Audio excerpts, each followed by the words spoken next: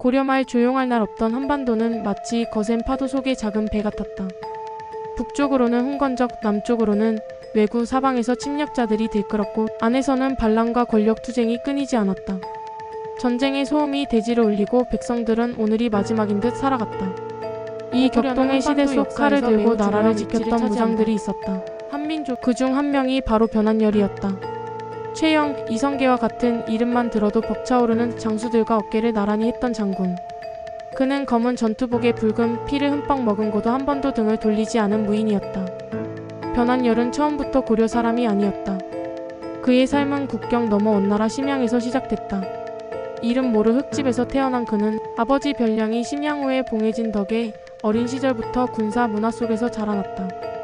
그보다 칼을 더 익숙하게 여긴 그는 젊은 나이에 원나라 무가에 급제했고 형부상서라는 높은 관직에까지 올랐다. 1352년 노국공주가 공민왕과의 혼인을 위해 고려로 떠날 때 변한열은 호위 대장의 임무를 맡아 그 여정을 함께했다. 전장의 모래바람을 뚫고 그는 고려 땅에 처음 발을 디뎠고 그 순간 그의 운명도 바뀌었다. 공민왕은 그를 신뢰의 원의 권신 가문의 딸과 혼인하게 했고 원주를 하사하여 원주 변시의 시조가 되게 했다. 그는 더 이상 타국의 군인이 아니었다. 고려를 수호할 검이 되었다. 그의 진짜 이야기는 1359년 홍건적이 고려를 침입하면서 시작된다. 말발굽 소리가 땅을 울리던 전장에 변한열도 있었다. 1361년 홍건적이 다시 10만 대군으로 고려를 침략했을 때 그는 최영, 이성계, 안후, 최무선 등과 함께 서북면을 누비며 홍건적을 격퇴했다. 불타는 성벽 위, 하늘에 흩날리는 화살 속에서도 그는 물러서지 않았다. 그 공으로 2등 공신에 오르고 수도 개경을 되찾는 데 큰 역할을 했다. 1374년 명나라가 고려에 말 2000피를 요구하자 그는 최영과 함께 제주도로 향하는 항해길에 올랐다. 파도는 거셌고 바람은 무서웠지만 변한열은 주저하지 않았다. 최영조차도 망설이던 배에 홀로 올라탔고 제주를 정리하고 돌아온 그는 또다시 승진했다. 지문화부사 그리고 밀직부사. 무장의 삶은 계속됐다. 하지만 외적은 끊이지 않았다.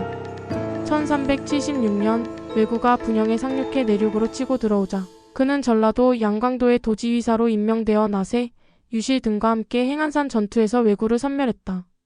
검은 연기가 치솟는 전장에서 그는 다시 이름을 떨쳤고 백성들은 그를 영웅이라 불렀다.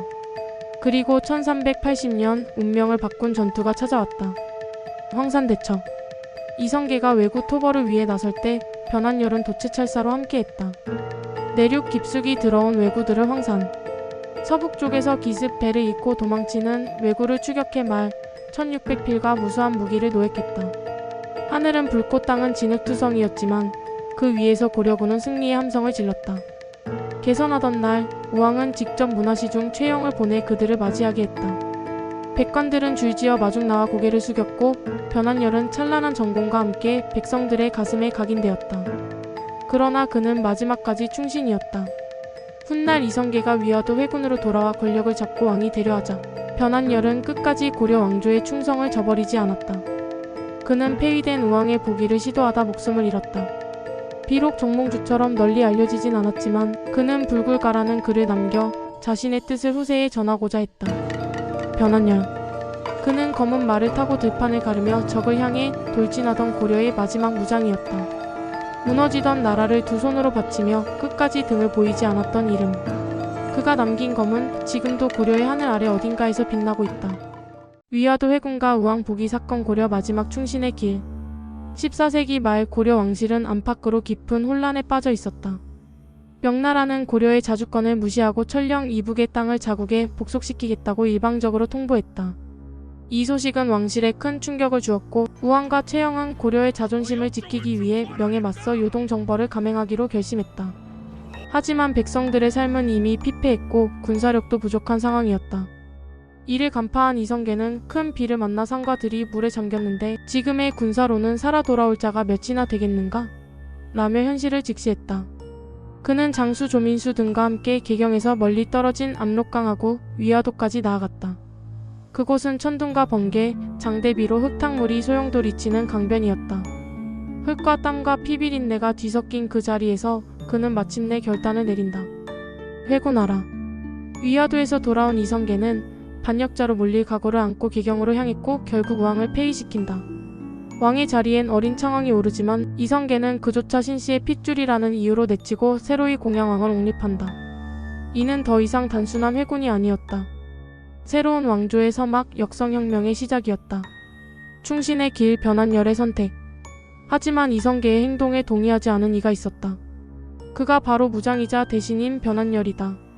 그는 위화도 회군에 동참했지만 그 이유는 오직 고려 왕실을 보존하기 위함이었지 나라를 뒤엎자는 뜻은 아니었다. 1389년 고려는 다시금 소용돌이에 휘말린다. 김저라는 인물이 강화도의 유배 중인 우왕의 보기를 시도한 것이다. 그는 우왕을 은밀히 찾아가 눈물 섞인 부탁을 듣는다.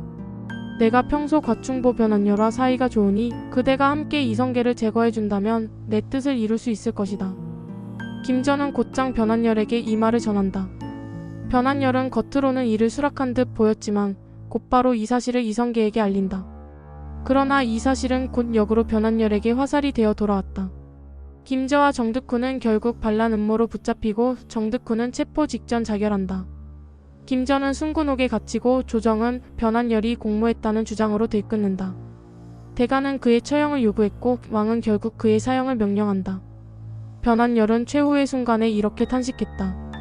신우 왕을 맞아들이려 획책한 자가 어찌나 하나뿐이겠는가? 그는 자신만이 죄를 뒤집어쓰고 목숨을 내놓는 현실을 온몸으로 받아들였다. 시로 맞서다 하여가 단신가 그리고 불굴가. 1389년 10월 11일 이성계의 생일. 그는 정치적 계산을 담은 자리를 마련했다. 자신의 권력에 위협이 될 수 있는 변한열과 정몽주를 한자리에 불러들였다. 그 자리는 명분은 생일 축하였지만 실은 충신들의 속마음을 떠보는 무대였다. 술잔이 몇 차례 돌고 분위기가 무르익자 이방원이 시 한 수를 읊었다. 이런들 어떠하리 저런들 어떠하리 만수산 드렁치기 얼거진들 어떠하리 우리도 이같이 얼거져 100년까지 누리리라 하여가. 정몽주는 그 자리에서 응수했다. 이 몸이 죽고 죽어 100번 고쳐 죽어 백골이 진토되어 넋이라도 있고 없고 임향한 일편단심이야 가실 줄이 있으랴. 단심가. 모두가 숨을 죽인 가운데 변한열 역시 입을 열었다. 가슴에 구멍 뚫어 동아줄로 마주 꿰어 앞뒤로 끌고 당겨 감기고 쏠릴 망정 임향한 그 굳은 뜻을 내뉘라고 굽히랴. 불굴가. 이 시조는 그가 고려에 바친 마지막 충절의 외침이었다. 정몽주가 죽어서도 마음은 바뀌지 않는다는 충정을 노래했다면 변한열은 죽음 앞에서도 나는 굽히지 않겠다는 불굴의 신념을 노래한 것이다. 역사는 누가 쓰는가? 고려사와 조선왕조실록은 대개 이성계 중심으로 서술되었다. 따라서 변한열은 반역자, 간신처럼 그려지기도 한다. 하지만 조선의 시선이 아닌 역사의 시선으로 본다면 이야기는 달라진다. 변한열은 고려에 대한 절대적인 충성을 끝까지 지킨 무장이자 대신이었다. 그래서 후일 학자들은 정몽주포은, 길제야은, 이색모근에 더해 그를 사은 중 한 명으로 꼽기도 한다. 고려 말의 마지막 충신들이 서로의 죽음을 애도하며 글과시로 그 뜻을 기렸다. 역사의 분기점에서 고려 말 전쟁터를 함께 누볐던 장수들은 둘로 나뉘었다. 하나는 끝까지 나라에 충성한 자들, 다른 하나는 무너지는 왕조를 버리고 새 시대에 몸을 실은 자들.